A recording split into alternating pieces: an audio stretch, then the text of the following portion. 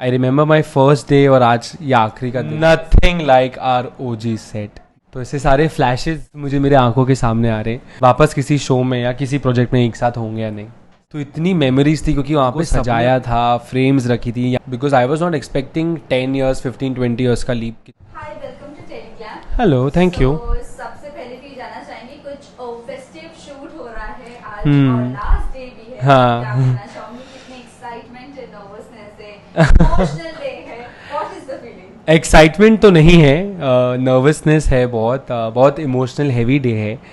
I remember my first day और आज ये आखिरी का दिन। तो ऐसे सारे फ्लैशेस मुझे मेरे आंखों के सामने आ रहे हैं, तो बहुत इमोशनल डे है। सब आज लास्ट सब साथ में काम करें, एक शॉट देंगे, उसके बाद पता नहीं हम वापस किसी शो में या किसी प्रोजेक्ट में एक साथ होंगे या नहीं।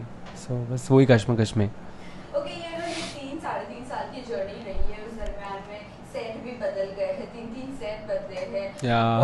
फीलिंग, कौन सा सेट सबसे ज्यादा Nothing like our OG set.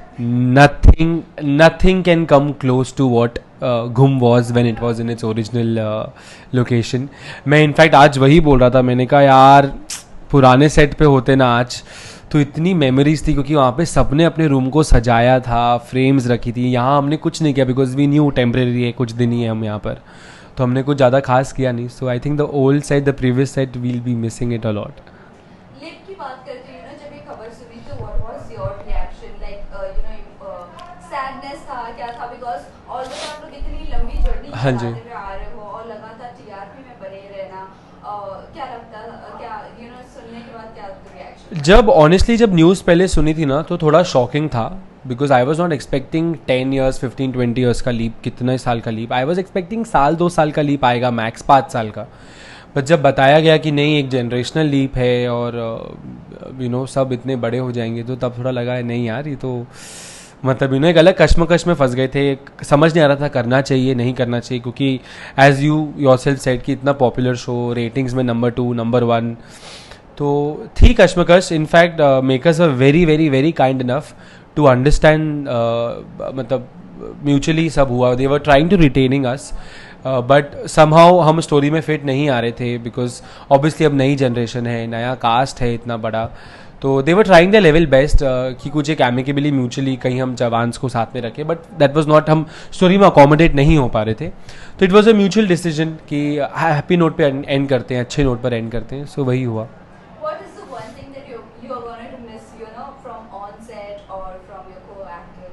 I wish I could say just one thing. I so wish I could be so selfish to just miss one person and not the entire thing, because I am a very very very emotional guy and I get attached to even a tissue paper box.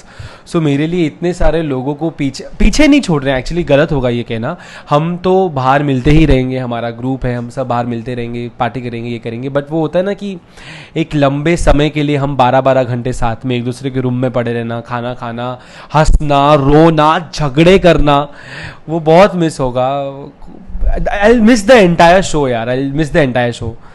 Talking about the routine, routine में कितना difference आने वाला है, कितना मोहित lazy है। Actually routine में change तो आ ही गया था, क्योंकि हम पिछले 10 दिन से रोज नाइट शिफ्ट्स कर रहे थे, तो रूटीन तो ब्रेक हो ही गई है। बट हाँ, कल के बाद कॉल टाइम नहीं आएगा, हम मिलेंगे नहीं। इनफैक्ट मैं I was just telling my production guy yesterday, जब उसने कॉल टाइम भेजा कि this would be your last call time until we work again on some different project. तो बहुत बहुत बहुत, मैं बताऊँ ना, I can not express this. खुशी है इस चीज़ की कि अब हम सब अच्छे से मूव ऑन करेंगे, better, bigger, brighter things in life for us and for makers everyone. But पता नहीं यार, एक you can not put that thing in a sentence और अ पैराग्राफ। जिस तरह अभी आपने कहा कि बहुत इमोशनल डे है, किस तरह के ऑन सेट का माहौल अगर पूछूं तो किस तरह का माहौल बना हुआ है सेट पर आज? बहुत एक्चुअली ऑनेस्टली ना, बारिश बहुत हो रही है, सब अफरा तफरी, यहाँ वहाँ, सब यहाँ वहाँ जा रहे हैं। अब तक हम सब अपने क्लोजेस्ट देकर आए, अब हम साथ में जब बाइट शॉट देंगे तो तब all of us will be together under one roof again. तो माहौल तो बहुत कंफ्यूजिंग है, बहुत ईमो है, सब एक दूसरे को बस ऐसे आंखों ही आंखों में देख के कॉन्वर्जेशन कर रहे हैं। अभी तो कुछ 5 बज गए हैं, I think by the time pack up का टाइम होगा सबके आंसू आना स्टार्ट हो जाएंगे, मेरे को लग रहा है। And we are all trying hard to not get emo, but हो ही जाएगा नेचुरली। आपके अगर बॉन्ड की बात करें एक पर्सनली एक को एक्टर के साथ बहुत क्लोज अटैचमेंट होता है, आपका अटैचमेंट किसके साथ है ना?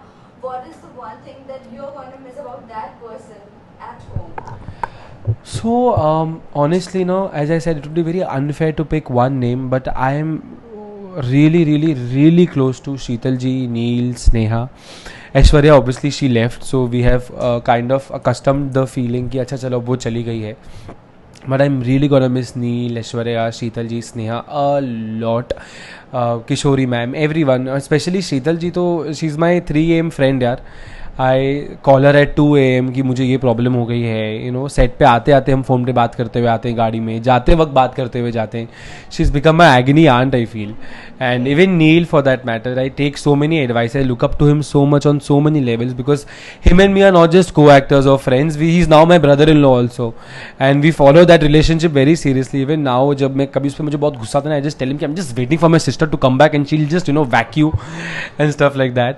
स्नेहा के साथ जो मेरी मटर गश्तियाँ हैं, मस्ती, एक दूसरे को यू नो चीज़ें फेंकना एक दूसरे के ऊपर, यू नो ऐसी छोटी छोटी बहुत चीज़ें जो मैं मिस करने वाला हूँ. इनफैक्ट मैं मेरे और स्नेहा के झगड़े भी मिस करूँगा जब हम 4-4 5-5 दिन तक बात नहीं करते थे, या यू नो एक दूसरे के टिफिन से खाना नहीं खाते थे क्योंकि हमारा झगड़ा हुआ था.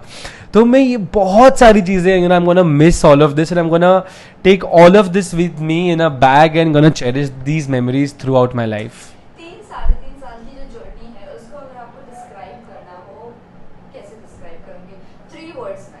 3 words में? Beautiful, fruitful and hassle free. काफी अप्स एंड डाउन्स आए शो के वक्त भी. क्या ऐसा एक बैड टाइम है जो still you remember? The biggest was जब सेट पर आग लगी थी एंड हम सब बाहर थे, कुछ समझ नहीं आ रहा था यार, ऐसे लग रहा था कि यू नो हमारे घर पर आग लगी है. बिकॉज हम ना पहले देख रहे थे कि पहले आउट हाउस में हुआ, फिर वो आग धीरे धीरे चवान हॉल में आई, फिर चवान हॉल से मेकअप रूम्स तक गई. तो पता नहीं ऐसा लगा कि सब खत्म है. आज 1 सेकेंड के लिए सच्ची में वो feeling I, but by the time you won't believe, I think 5:30-6 बजे के आसपास आग लगी. 9 बजे जब हम दूसरे सेट पर बैठे हुए थे सब लोग सामान वामान के लिए, जो भी, हमें कॉल टाइम आ गया था अगले दिन का. मतलब the production team didn't even, none of us got time to you know grieve कि यार हमारे सेट पे आग लगी, लोगों का सामान, लाखों का सामान चला गया, यू नो.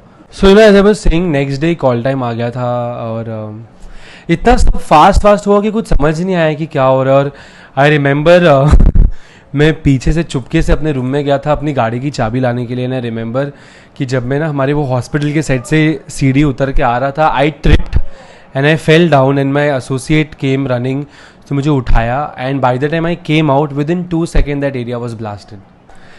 और जब मैं वहाँ गिरा था, I was like this is it, I accepted the fact कि I am going now. You know every time I think about it मेरी ना नींद उड़ जाती है, I gate goose bumps and all कि I had accepted that moment कि अब मेरा लास्ट है ये. But fortunately I think God had his mercy on me and I got saved. So बहुत एक सैड मेमोरी है, बट एक चीज़ की खुशी है इसमें कि किसी को भी कोई चोट नहीं लगी, नो कैजुअलिटी, किसी को कोई हार्म नहीं हुआ, सबके सामान गए ऑफ कोर्स. बट हमारे सामान से बड़ा तो जो मेकर्स और चैनल को इतना बड़ा लॉस हुआ. इतना बड़ा सेट था हमारा, hospital, police station, Chavan Niwas, out house, name it and we have it all.